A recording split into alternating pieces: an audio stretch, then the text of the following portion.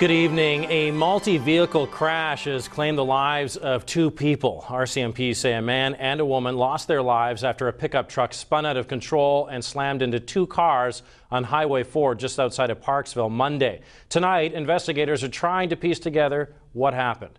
Kendall Hansen reports. As Aerosmith Towing pulls this GMC pickup out of a bay where mechanics inspected it, it becomes very obvious just how great the impact was during this fatal crash.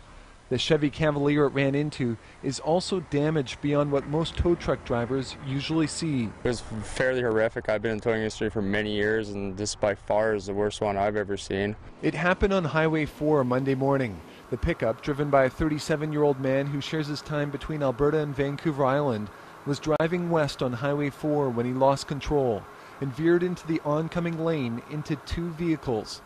He was ejected from the truck. His 8-year-old daughter sustained serious injuries. We learned that from one witness that their vehicle had been passed by the pickup truck that was involved in this collision. The witnesses advised that they had been passed at a high rate of speed on a double solid line.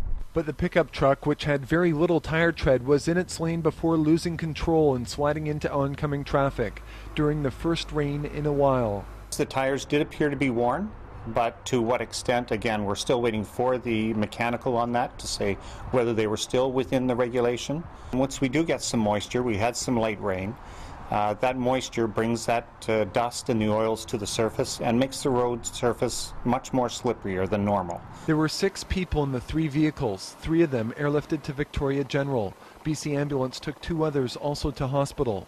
The drivers of the pickup and the Cavalier passed away in hospital last night. Police are still notifying next of kin of the pickup driver, but the driver of the Cavalier was 34-year-old Ricky Ann Easton of Campbell River. She worked at Shoppers Drug Mart, where colleagues say she was well liked.